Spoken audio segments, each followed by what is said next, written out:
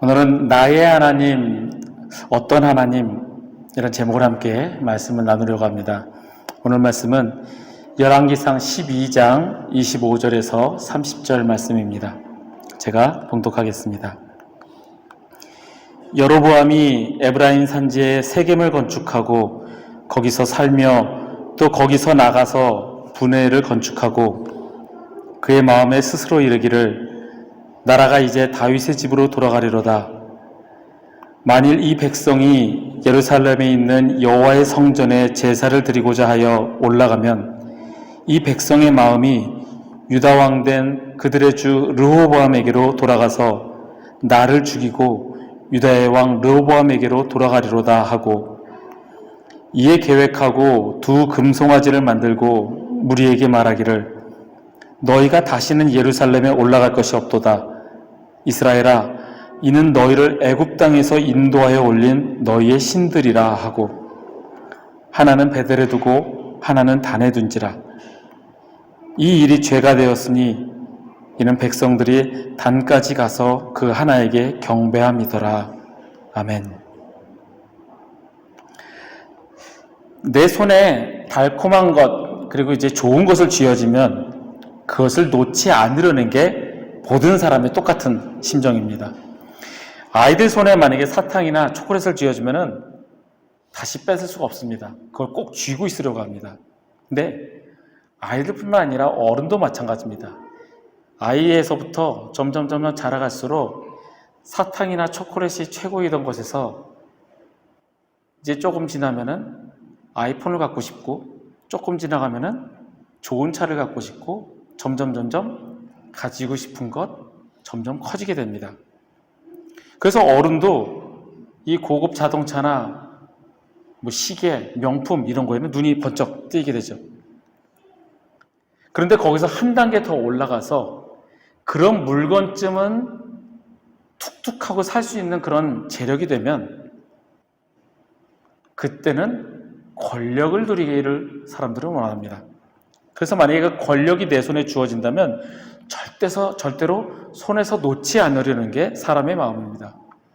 그래서 한국에서 국회의원 한번 하면은 다시 국회의원 하려고, 그 권력의 맛을 한번 본 이상 그것을 다시 잃고 싶지 않아서 다시 도전하는 게 사람의 마음입니다. 예전에 제가 한 20여 년 전에 어떤 분을 만난 적이 있습니다. 이제 출장차 오신 그분을 제가 가이드하면서 여기 회사 저기 회사 돌아다니면서 그분을 가이드한 적이 있었습니다. 그분이 저에게 했던 말이 나 돈이 1,000억이야 라고 얘기를 했습니다. 20년 전에 1,000억이라고 했습니다. 1,000억이 있고 지금 내가 살고 있는 것이 강남에 있는 타워팰리스 100평짜리, 그거 내가 100억 주고 샀어. 현찰로 100억 주고 샀어. 내가 우리나라 납세자 순위 1,000명 안에 들어. 자신의 재력을 한껏 자랑하던 분이었습니다. 그분이 저에게 무슨 얘기를 했었냐면 돈을 벌려면 도매를 하라 그랬습니다. 공장이나 회사를 운영해서 돈 그다지 못 번다. 도매를 해야 돈을 번다. 본인이 이제 도매를 해서 돈을 벌었기 때문에 그분은 도매를 해야 돈을 번다 라고 저한테 얘기를 했었습니다. 그러면서 하는 말이, 대신에 왕대접 받으려면 공장이나 회사를 운영해라. 회사에 가면 모든 직원이 고개 숙이면서 사장님 그러니까 거기 가면 왕대접 받는다는 겁니다. 그래서 자기는 이미 돈이 충분히 많으니까 이제 왕대접 받으려고 공장 하나 차려서 이제 공장 사장한다 라고 저한테 얘기한 적이 있습니다. 왕대접 받는 거 기분 좋은 일일 겁니다. 내 말 한마디에 수많은 사람들이 움직이고 내가 하고 싶은 대로 할 수 있는 작은 나의 왕국, 그 안에서 내 마음대로 할 수 있는 그 권력을 누린다는 것은 그 권력을 다시는 놓치고 싶지 않은, 정말 그 권력은 달콤하고 절대 놓치고 싶지 않은 것입니다. 내 마음대로 모든 게 할 수 있는 게 권력이기 때문에 모든 사람은 그 권력을 손에 쥔 이상 놓기가 쉽지 않습니다. 오늘 본문에 여로보암이라는 왕이 등장합니다. 이스라엘이 남과 북으로 갈라지면서 북이스라엘의 초대 왕으로 세워졌던 사람입니다. 이 여로보암은 솔로몬 왕의 신하였습니다. 그런데 솔로몬 왕에게 반역을 했다가 실패하고 애굽으로 도망갔던 사람입니다. 그래서 애굽으로 도망가서 솔로몬이 죽기까지 애굽에 피신해 있었습니다. 그런데 이 여로보암이라는 사람이 반역을 한 이유는 권력에 대한 욕심이 아니었습니다. 여로보암은 부지런히 자기 맡은 일에 열심히 하던 청년이었습니다. 그래서 솔로몬이 보기에 일을 열심히 성실하게 잘하니까 이 에브라임 지파 사람인 여로보암을 이 요셉 족속의 감독을 맡겼습니다. 그래서 이 사람은 열심히 일을 하는데 어느 날 예루살렘으로 가던 길에 선지자 아히야를 만나게 됩니다. 이 아히야가 여로보암 앞에서 자기가 입은 새 옷을 12조각으로 찢고 그 10조각을 여로보암에게 주면서 하나님이 너에게 10지파를 주어서 다스리게 할 것이다 라고 예언하였습니다. 그러니까 하나님께서는 이미 나라를 반으로 나누겠다라고 계획하셨던 겁니다. 그 반으로 나누겠다라는 이유는 솔로몬이 우상을 섬기는 죄를 범했고 아버지 다윗이 행함 같지 않고 하나님의 길로 행하지 않았기 때문입니다. 그래서 이 여로보암은 솔로몬 왕에게 반역했다가 그런데 실패하였고 애굽으로 결국엔 도망갔었습니다. 그런데 이제 시간이 지나서 솔로몬이 죽고 나니까 그의 아들 르호보암이 이제 이스라엘 왕이 되었을 때 사람들의 요청으로 여로보암이 다시 옵니다. 다시 와서 사람들을 이끌고 르호보암 앞에 가서 우리에게 지금까지 시키던 노역을 줄여달라라고 요청을 합니다. 그러자 르호보암은 이렇게 말하며 거절합니다. 내 아버지는 무거운 멍에를 매게 하였으나 나는 멍에를 더욱 무겁게 할 것이며 아버지는 채찍으로 징계하였지만 나는 전갈 채찍으로 너희들을 다스릴 것이다 라고 얘기를 하며 거절합니다. 그래서 이 10지파를 이끌고 있던 여로보암은 결국에는 우리가 다윗의 집안 유다의 사람들과 무슨 상관이 있느냐, 결국에는 떨어져 나와서 북이스라엘이라는 나라를 세우게 됩니다. 그래서 이 여로보암은 아히야 선지자의 말대로 10지파를 다스리게 되는 북이스라엘의 왕이 됩니다. 그래서 솔로몬의 아들 르호보암 때에 북이스라엘과 남유다로 나뉘게 됩니다. 성경의 역사서를 보면은 남유다와 북이스라엘의 왕들에 대한 이야기가 나옵니다.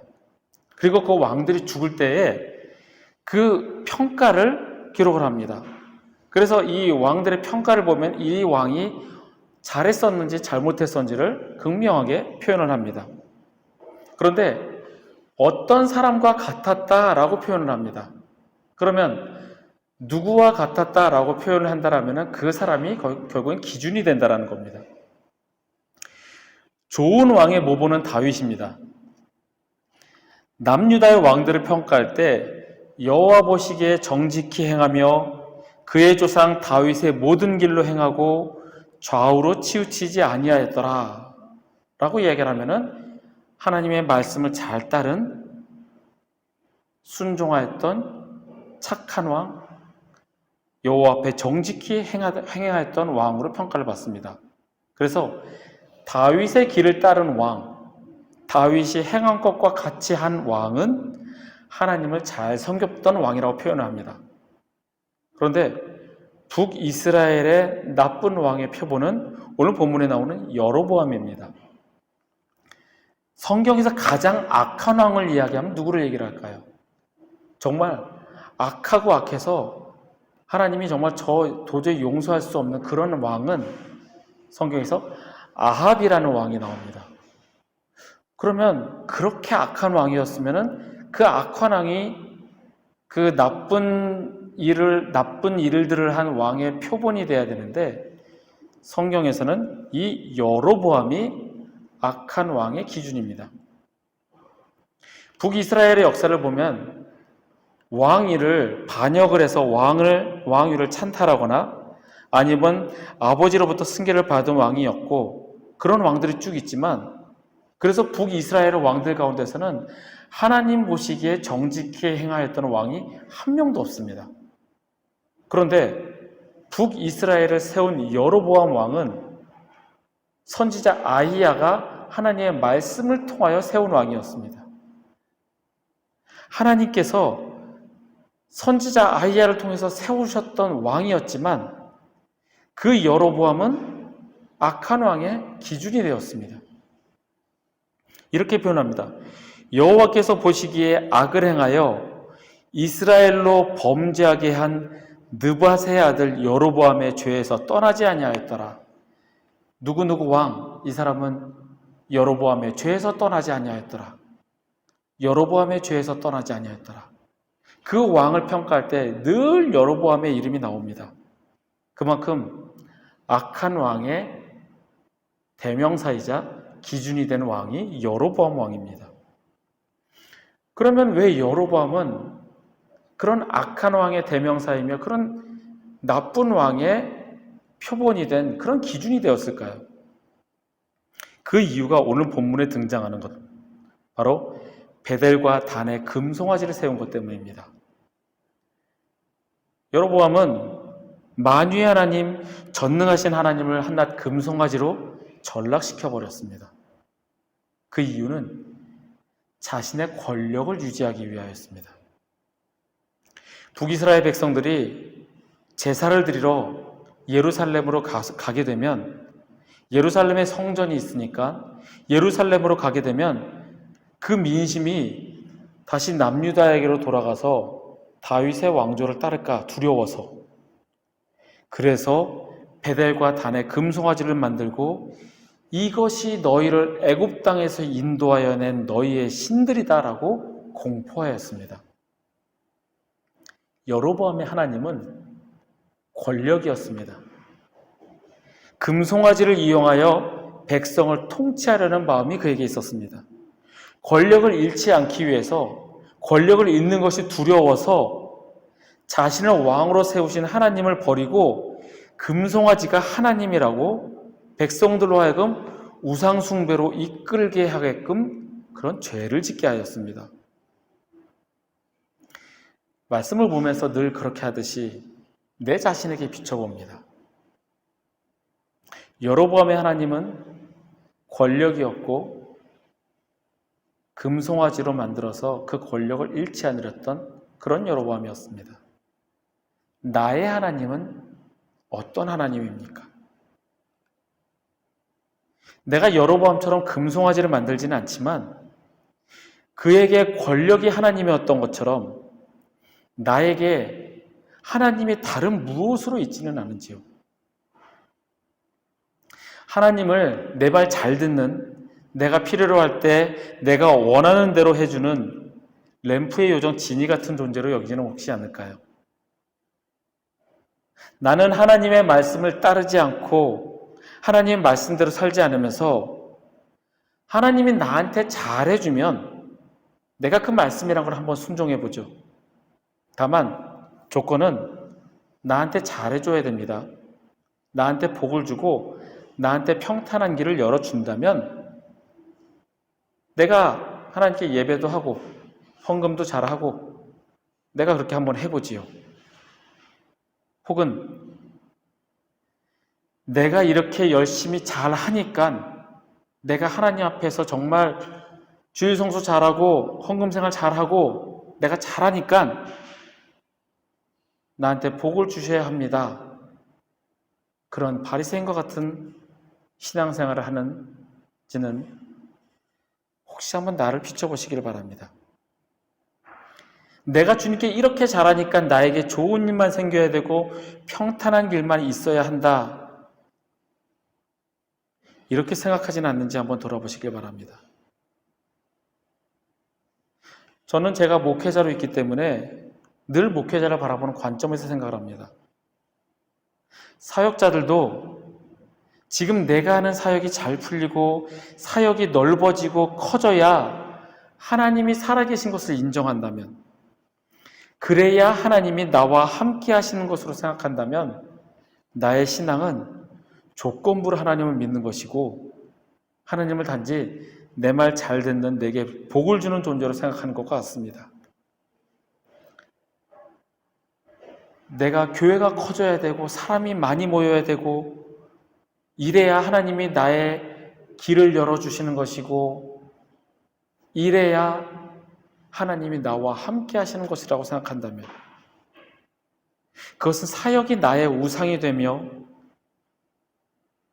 그렇게 함으로 내가 권력을 누릴 수 있는 존재가 되는 것, 결국엔 그것이 나의 목표가 됩니다.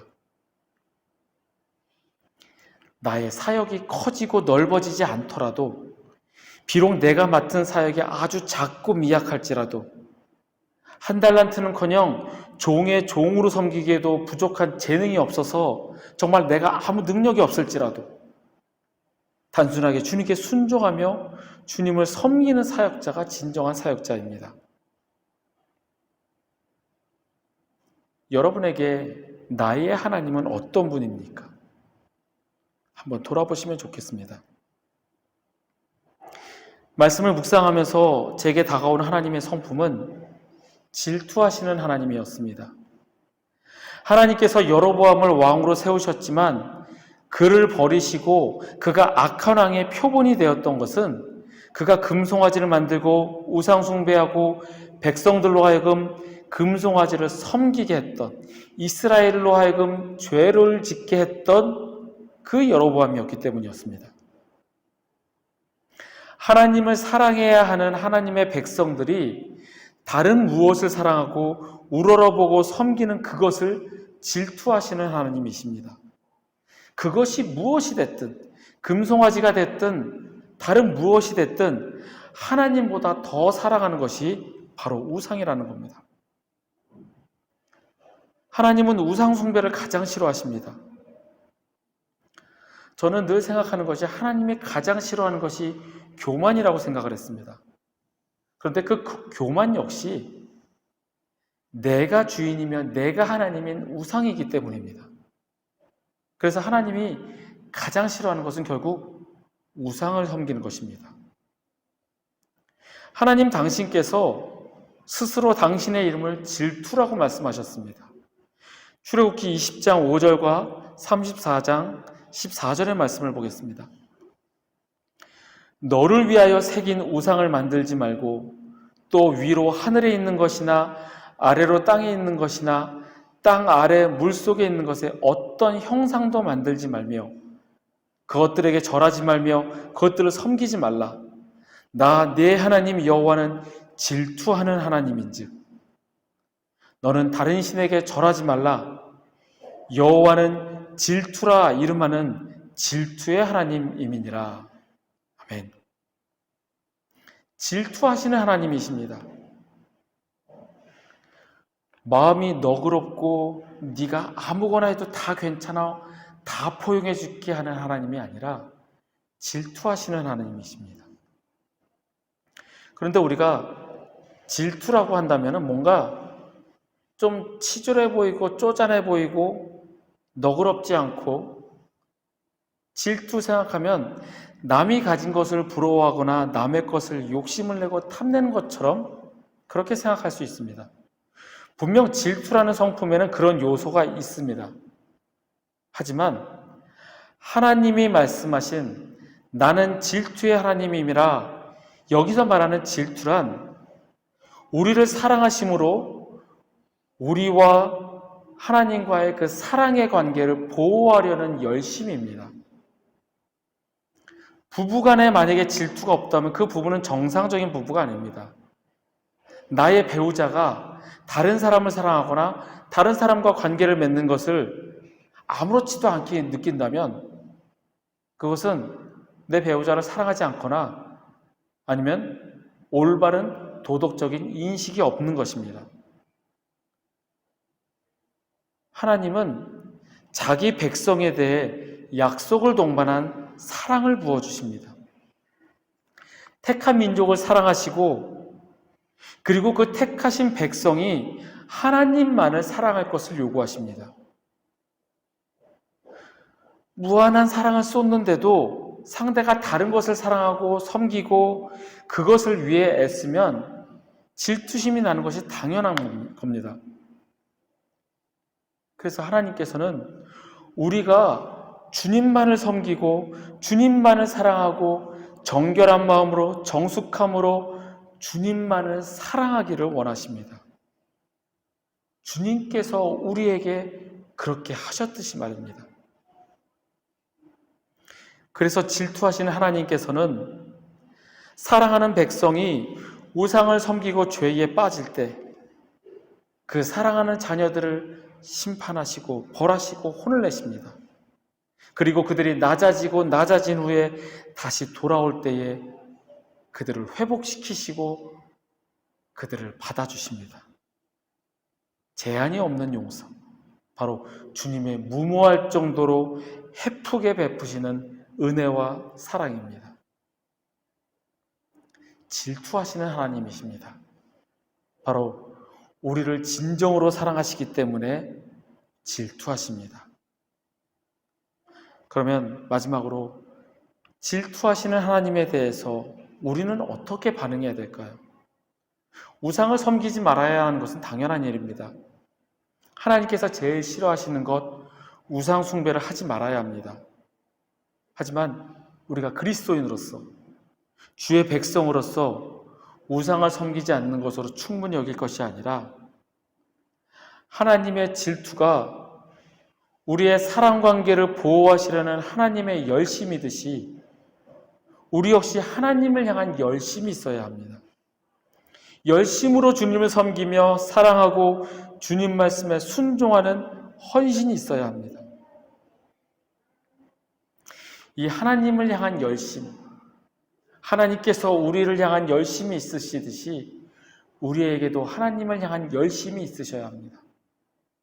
이 하나님을 향한 열심에 대해서 1800년대 사셨던 존 찰스 라일 성공의 주교는 이렇게 설명을 합니다.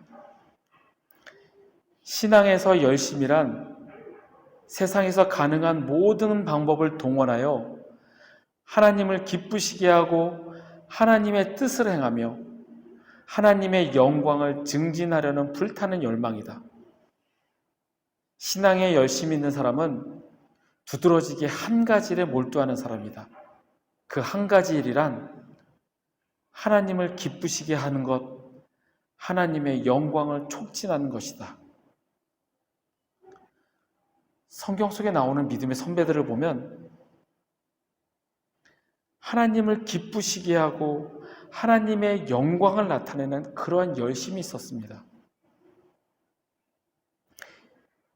앞에서 말씀드렸던 선한 왕, 하나님을 따랐던 왕 다윗, 모든 왕들을 평가할 때 그 기준이 되고 모본이 되었던 다윗 왕은 시편 73편을 지을 정도로 늘 하나님을 찬양하며 예배를 회복하였던 사람이었습니다.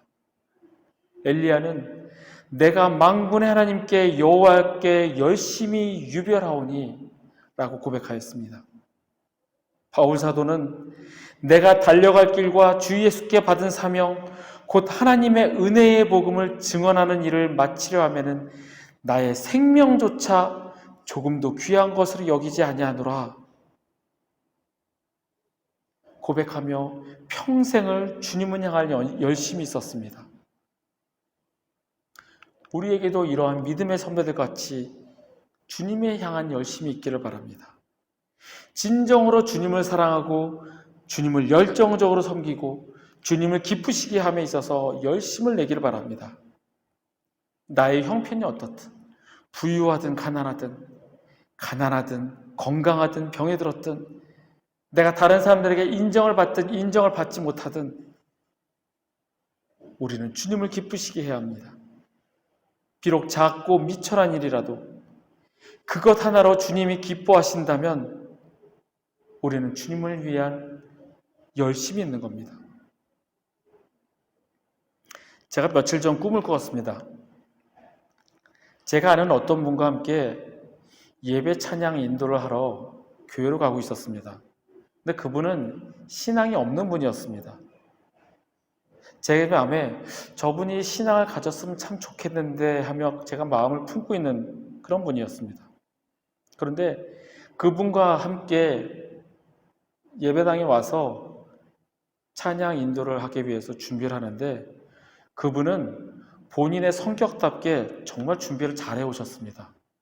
근데 저는 전혀 준비가 안 된 자세로 교회 와서 허둥지둥 마이크가 없어서 마이크를 찾고 마이크를 댔는데 줄이 짧아서 당황스럽고 정신없이 준비하는데 앞자리에 앉은 성도가 저를 막 계속 손짓을 하면서 시계를 가리킵니다. 제가 시계를 보니까 예배 시간이 30분이 지나갔어요. 너무 놀래서 부랴부랴 막 시작했는데 그분은 악보도 준비해서 딱 악보를 보는데 저는 악보도 준비가 안 돼 있어요. 민망해서 제가 그분께 악보를 같이 보자는 얘기도 못해요. 그런데 찬송가를 딱 부르는데 나 웬만한 찬송가 다 알아. 그런 자만심이 있었는데 찬송가 제가 모르는 찬송가예요. 거기다 찬송가도 없어요. 맨 앞에 앉은 친구가 저한테 찬송가를 내밀어줘요. 간신히 끝내고 회중석에 앉았는데 얼굴이 빨개지면서 너무너무 부끄럽고 죄송하고 제가 어찌할 바를 모르고 그러다가 제가 새벽에 잠에서 깼습니다. 그 잠에서 깨가지고 제가 주님께 더 열심히 해야 되는데 제가 그렇지 못했군요. 내가 교만한 자세로 내가 이 정도면 충분하지, 나 이 정도면 잘하고 있지라고 제가 주님 앞에 자만했군요. 제가 그 새벽에 깨서 회개하면서 주님 제가 더 열심을 내겠습니다. 제가 그렇게 기도를 했습니다. 아마 주님께서 저에게 깨우치시려고 저에게 그 꿈을 주신 것 같았습니다. 너 아직이야. 너 아직 멀었어. 그렇게 말씀하시는 것 같았습니다. 저희 가정에게 주님을 향한 열심은 저희는 오직 예배라고 생각을 합니다. 주님을 예배하는 이 시간, 주님을 찬양하는 이 시간이 가장 귀하고 소중한 시간입니다. 비록 저희가 적은 숫자가 모여서 예배드릴지라도 두세 사람이 모여 예배할지라도 우리의 예배를 받으시는 주님을 경험했기 때문에 저희는 예배합니다. 그런데 주님은 저에게 너 더 해야 돼. 더 열심히 해야 돼 라고 저에게 그렇게 말씀을 하셨습니다. 그 꿈을 생생하게 꾸고 나서 더 주님을 향한 열심히 있어야겠다라고 저는 다짐하고 주님께 기도합니다. 여러분과 저에게 그런 주님을 향한 열심이 있기를 소원합니다.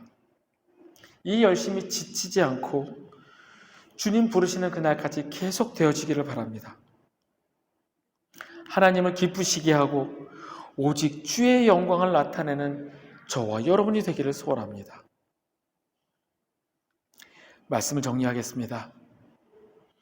악한 왕의 표본 여로보암의 하나님은 금송아지 권력이었습니다. 여러분의 하나님은 누구입니까? 세상의 다른 무엇을 하나님으로 섬기지 않고 오직 여호와 하나님, 그분을 나의 주인으로 섬기고 사랑하시길 바랍니다. 하나님은 질투하시는 하나님이십니다. 하나님의 질투는 우리의 사랑관계를 보호하시려는 하나님의 열심입니다. 우리 역시 하나님을 향한 열심이 있기를 바랍니다. 하나님을 기쁘시게 하며 하나님의 영광을 나타내는 주님만을 위한 열심이 있는 저와 여러분이 되시기를 간절히 소원합니다. 우리 가운데 회복이 있기를 간절히 축복합니다.